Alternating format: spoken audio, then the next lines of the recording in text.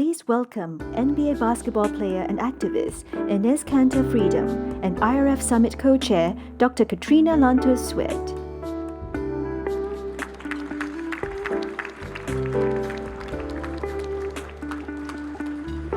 Good evening, everyone. Welcome to the culmination of what has been an absolutely extraordinary 3 days. I don't know if you guys are feeling it, but I am definitely feeling it, and I'm going to borrow a line from the amazing Mary Milben. Do I hear an amen? Amen? Okay, come on, a little better than that. Do I hear an amen? Amen. Okay.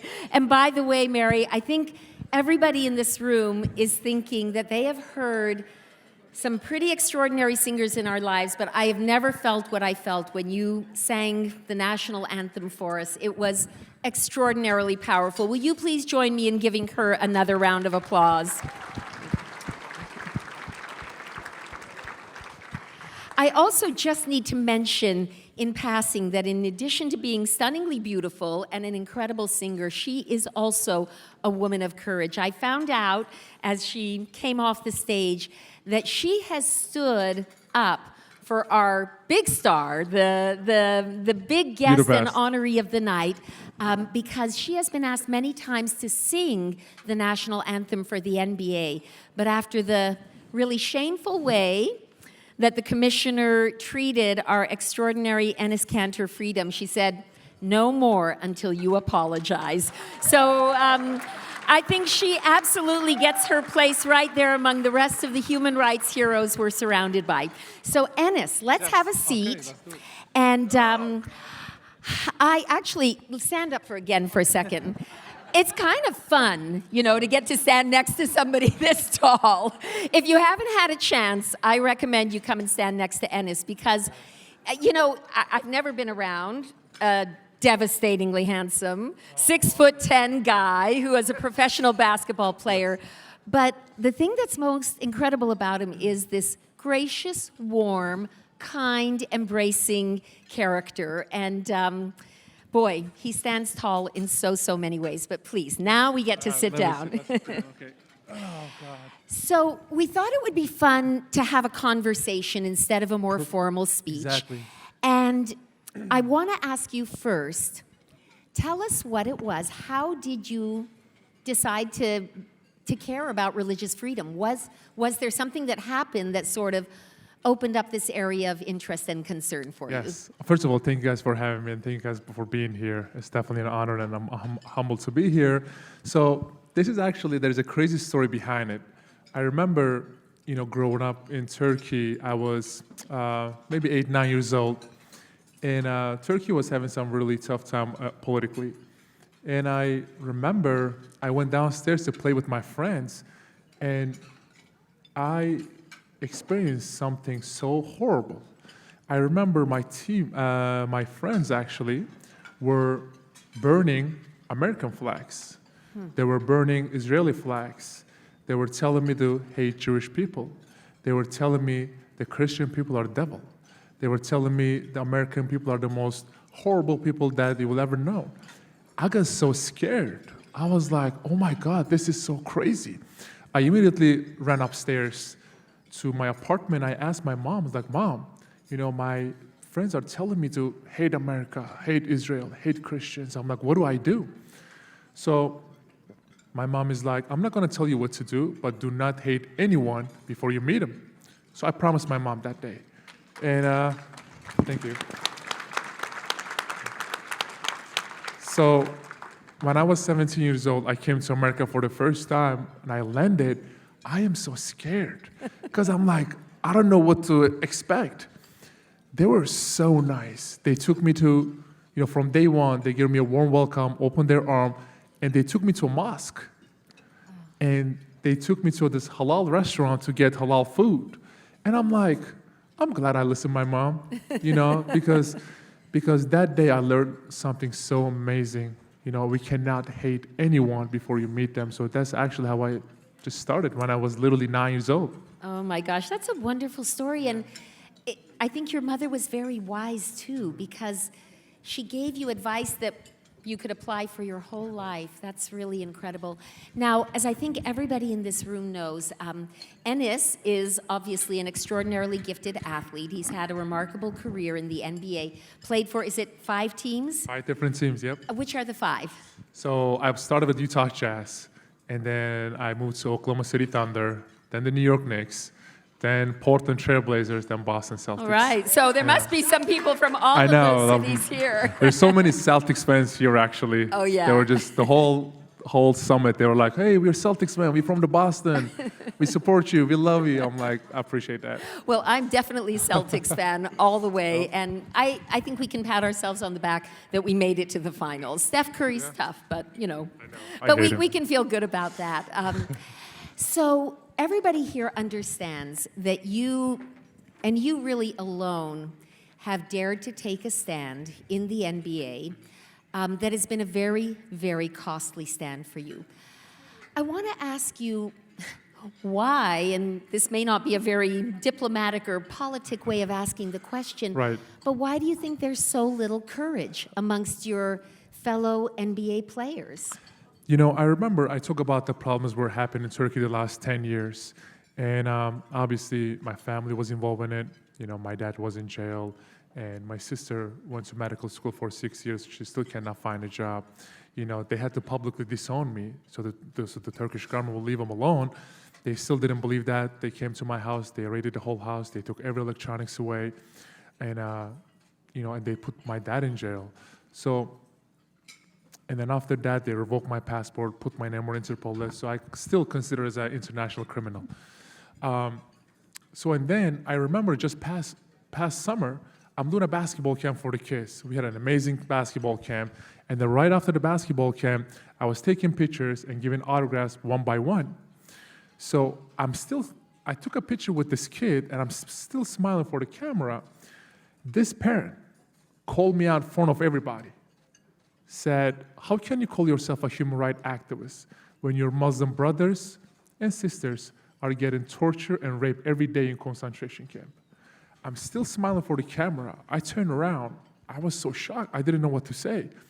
I was like, I promise I'm going to get back to you. So that day, I canceled everything. I went back to my hotel. I started to study about what's going on. And I was so ashamed with myself. I was like, I cannot believe the last 10 years I focused on only one dictatorship. I was like, from now on, whatever it takes, I'm going to focus on these innocent people. And obviously on the internet, you can find all kind of news. You know, you don't know which one is true or not. So I called my manager. I'm like, I need you to find me a concentration camp survivor. He's like, what are you talking about? I was like, yeah, I need you to find me a concentration camp survivor. So I sit down on a Zoom, had a conversation with her. The things that she told me, I was like, I cannot believe it. She was telling me about organ harvesting, forced sterilization, abortion, the torture, some of the torture methods, and I don't want to go into too much details, there's so many camera here, but I was like, from now on, whatever it takes, I'm going to stand up for these people.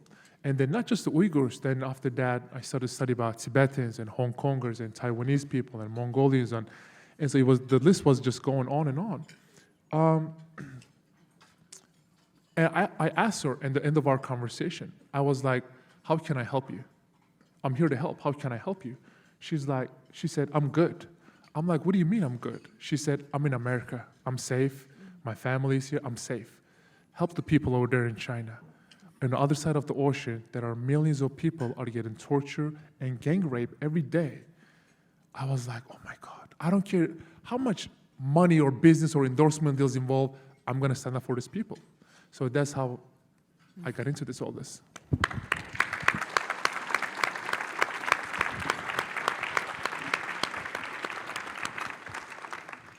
You know, I know for a fact that in the audience tonight, we have so many people from those communities that you have stood up for. We have Uyghurs, we have Christians from China, we have Tibetans, we have people from exactly those communities that you sort of made that pledge. And so there's a lot of gratitude in this room tonight coming in your direction, and it is well deserved.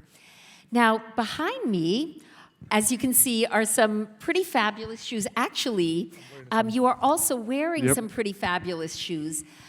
One of the things that Enes became very famous for was that he designed and then wore, when he was still playing with the Celtics, these shoes with really powerful messages. And you know, over the last, I'd say maybe 2 years, we have seen lots of professional athletes putting messages on their helmets, on their jerseys, you know, here and there. But the reality is they were the safe, approved messages. Exactly. They were messages that were important. And I don't want to, as Mary said earlier, in any way disrespect important platforms of others, but they were so popular.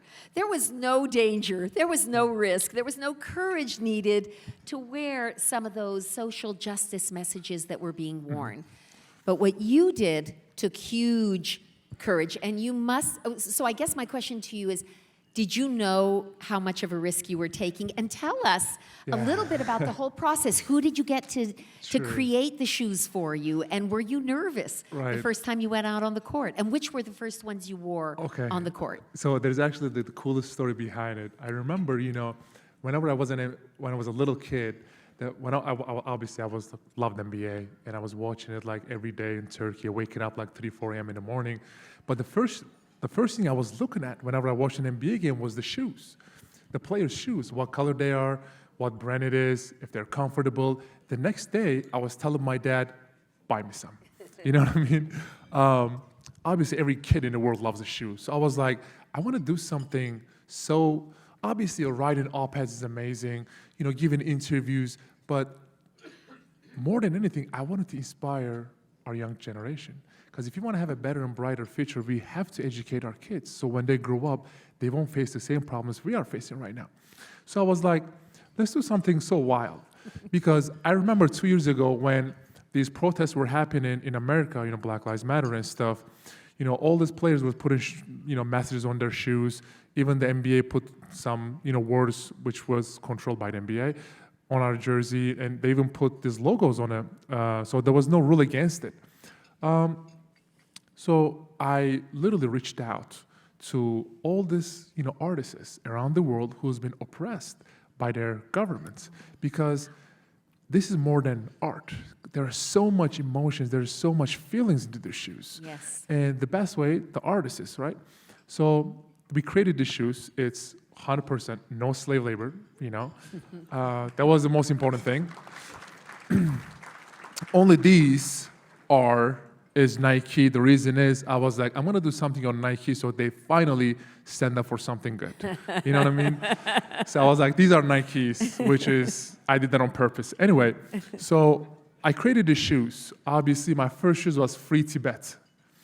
And my first game, just last year, was against New York Knicks in Madison Square Garden. I'm sure if you guys are a basketball fan, you guys know the rivalry between the Celtics and the Knicks. So I put my shoes on. I went outside, and you know, we sang the national anthem. We came in a team huddle. I'm about to go out to play. 2 gentlemen from the NBA and Celtics came to me and said, "Listen, you have to take your shoes off." I'm like, first of all, what are you talking about? Is there any rule against it? He's like, we've been getting so much call from the NBA. They've been putting so much pressure on us. You have to take your shoes off. It was like the perfect moment. It was just because I was just getting ready for my citizenship test. I closed my eyes. I'm like, okay, there are 27 amendments. My first amendment, freedom of speech. Wow. I'm like, no, I'm not taking my shoes off. You know? So I told them, I'm like, go tell your boss, I don't care. Even if you can fine me, I'm not taking them off. They said, we are not talking about a fine. We're talking about getting banned. So they threatened me right before my first game with the Celtics. They said, you might get banned. I was like, go ahead. So first half, I went back to my locker room. I looked at my phone. There was thousands of notifications. I clicked on the one that my manager sent me. He said, every Celtics game is banned in China. So look at this, how crazy that is. It literally took them 24 minutes. You guys know basketball. First quarter, 12 minutes. Second quarter, 12 minutes. 24 minutes. So they banned every Celtics game on television the rest of the year. I was like, well, that actually helps me. So after the game, right, obviously, the NBPA, the union, which I Every month, I pay them thousands of dollars to support me. So they're supposed to have my back. So they call me, they're like, listen, you cannot wear those shoes ever again. We've been getting so much pressure from the NBA, from the owners.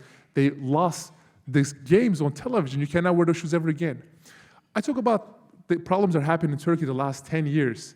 I did not get one phone call. Adam Silver only texted me twice and say, we got your back no matter what, keep doing what you're doing. That was about Turkey. China thing happened. They were calling my phone once every hour. Once every hour, me and my manager. It got to a point, I was like, God, this is like so like frustrating. I told them, I was like, I promise you, I'm not gonna wear free Tibet shoes ever again. And they said, promise? I said, I promise you. Next game, I wore free Uyghur shoes.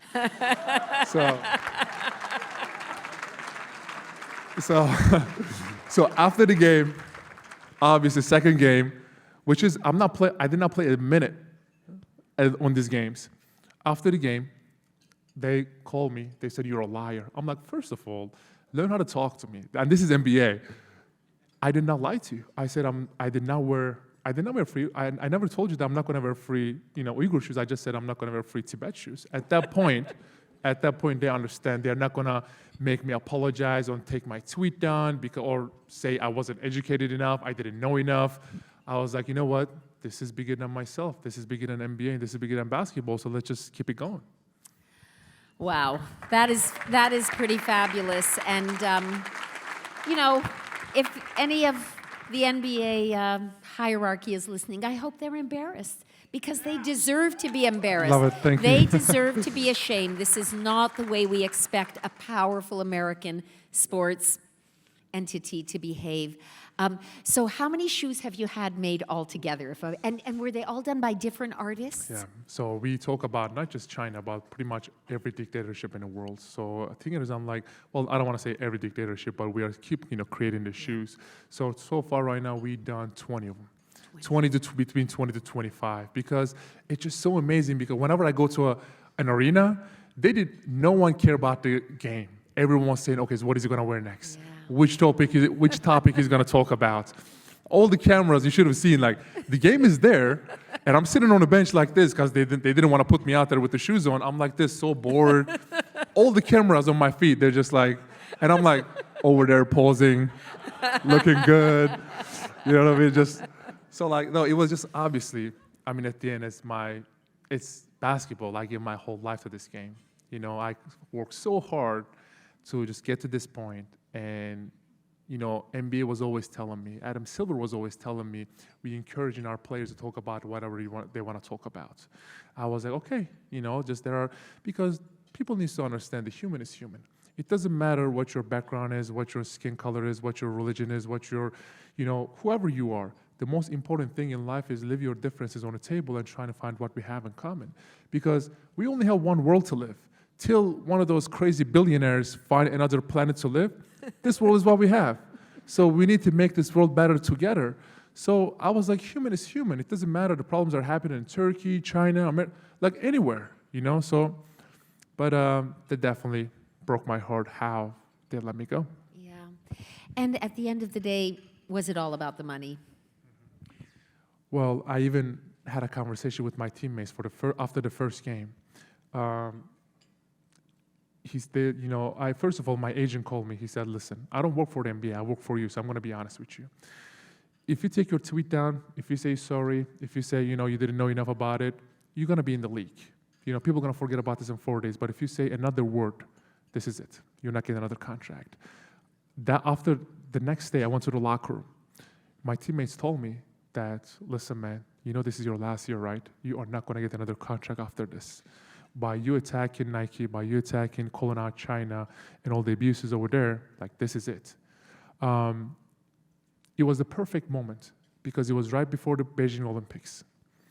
And I try to reach out to not just my teammates, not just people in NBA, but every organization, every Olympian out there in the world. I was like, please join me. Every night I was praying to God. I'm like, God, just please send me one athlete to just stand next to me, so we can make this as a movement. I sit down. I even talked to my teammates, and what they told me just really broke my heart. They're like, listen, we love you. We support you. I think what you're doing is so amazing, but we just cannot support you out loud. And when I asked them why, they said, well, we have shoe deals, endorsement deals, jersey sales. We have, they were worrying too much about their next paycheck. I asked them one question. I was like, put yourself in their shoes. If your mother, if your sister, or if your daughter was in those concentration camps getting tortured and raped every day, would you still pick money over your, morals? No answer. So that really broke my heart because, whatever NBA is doing, it's doing for his own PR. And whatever all the players out there calling themselves a social justice warrior, freedom fighter, human rights activist, unfortunately they're all doing for their PR, but, it is what it is. I am hopeful for the future. Well,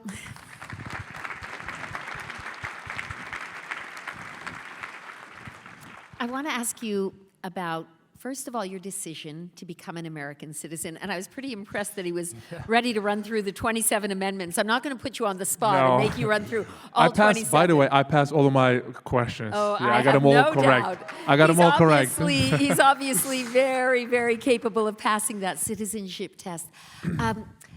Share with us, if you will, what it was that made you make the decision you wanted to become an American citizen, and definitely tell us about the decision to adopt the last name of Freedom. Of course. To become Mr. Freedom. Yeah, so it's actually another crazy story behind it. My whole life is like these crazy stories, but back in 2009, it was the first time I came to America, and I was going to a high school in California. So I remember we had an amazing practice with my teammates, around 2 hours. And after the practice, I came and sit down with my teammates in a locker room, right? And then we're just talking, we're just looking at our phone and social media. And I saw this post from, one of my teammates. It was a Facebook post. He was criticizing the president. And I immediately turned around. I'm like, dude, what are you doing? And he's like, what do you mean what I'm doing? He said, I just saw your post. You were criticizing the president. And he's like, okay. I was like, well, you might be in jail the next day, And he started to laugh. He's like, well, this is not Turkey. This is America. And I was like, did not understand, what is he trying to, say? Then he explained to me about what freedom of speech, freedom of religion, freedom of expression, freedom of protest means. And I still didn't understand what he was saying. But later on, I sit down and had a more conversation with people like you guys, or some of my teammates and some of my other friends, and they explained to me what freedom means.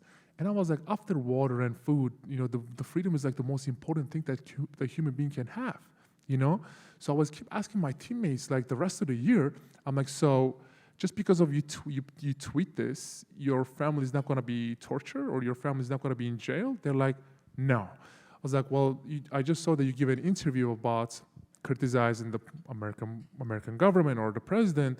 And he's like, no, that is okay. You can do this here. They literally treat me like a little kid and say, okay, they were, try to teach me from the scratch. But it just hit me so hard. I'm like, this is an amazing opportunity to tell what freedom means to the whole world. So I remember that, whenever I, become a citizen, the lady, give me this paper and say, well, if you would like to change your name or last name, go ahead. At that moment, it hit me. Boom. I was like, freedom, So I added, the reason I added, it's obviously there are so many kids out there, right? They need to know how blessed they are.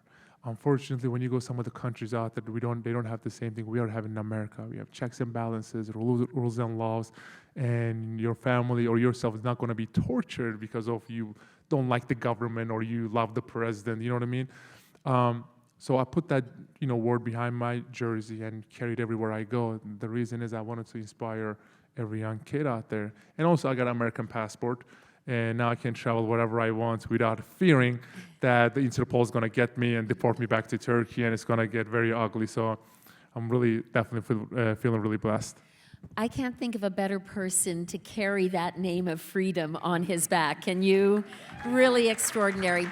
So I have one last question, Enes. I think every single person in this room would love to see you back in the NBA, would love to see you playing basketball. You have so many fans. But this world is not always just, and you know, some people say no good deed goes unpunished, and there is a possibility that part of your life, that career path, will no longer be open to you. Would you be willing to share with us what you see as your next big cause? We know your cause is freedom and democracy and religious freedom, but how do you see yourself carrying that forward in the next phase of your life? And how can we help? Yeah, so I remember, whenever I played in a basketball, all of us in a locker room, we always say, okay, let's go play hard, play smart, have fun, we're gonna do this, we're gonna do that. And the coach walks in and said, don't just talk about it, be about it. I think coming here, I heard so many stories, so many amazing stories, heartbreaking stories, but I think, what is the next step? Taking actions. How can we take actions? That's the number one thing we need to find. So that's why whenever my manager, told me about this summit, I'm like, oh my God, I want to go. I don't care if I'm speaking or not. I just want to go there and learn about it, and educate myself, because, this platform is given me by God and has an enormous reach. Today, I sit down with, some of the people from Rohingyas. I sit down with someone who, it was just so amazing to sit down and hear their stories, hear their struggles. And you know what? I said to myself one thing: I'm not alone in this. This is unfortunate. Yeah. The last 6-7 months has been very lonely, because when you talk about some of the things that is very uncomfortable, unfortunately, not many of your brothers, I used to call them brothers, that is not gonna join you because they care too much about their next paycheck. So whenever I sit down and look around, I'm like, God, I'm not alone in this. I have a huge, big family, can literally take over the world. But what I realized is we have to work together. It was, I used to, learn how to box. It did not go well. I was too tall for it. So one of my coach gave me a really good example. He's like, I'm gonna tell you something. He's like, look at your fingers, right? You said you have all these fingers, and if you punch your opponent with your hands open, you'll break your hand. But if you come together, if you put your hands together and punch the opponent, you'll break his jaw. I'm like, well, I'm not gonna go out there and fight, actually. I'm just trying to stay in shape. He said, no, I'm trying to tell you something. He's like, all this, groups, Uyghurs, Rohingyas, Tibetans, Hong Kongers, Taiwanese, or, just list goes on, has to come together and work as one. And that's when we knock all the dictatorships out there in the world. So that's why I'm like, if there's no basketball, I'm just gonna create a foundation. It's Enes Kanter Freedom Foundation. I don't know if you guys heard it or not. It aims to, just promote, freedom, human rights, democracy, universal values, and social harmony and poverty alleviation around the globe. So whenever I come and sit down and, have this talk with these beautiful people, I'm like, well, let's do something together. So. Fantastic. Well, ladies and gentlemen, will you please join me in recognizing, standing for this extraordinary American, this extraordinary human rights hero, and an example to us all, Enes Kanter Freedom. You are the best. Thank you. You are the best. He really is quite Thank you, guys. I really appreciate that. That means so much to me. You guys have no idea. Like I said again, I used to thought that NBA was my family. And when they released me, I felt like I lost a family. And now when I come here and see you guys, hear your struggles, and sharing all my emotions with you guys, and having some empathy and sympathy, I'm like, you know what? I even gained an even stronger family. So I can't thank you guys enough. Really appreciate that. Enjoy the rest of your meal.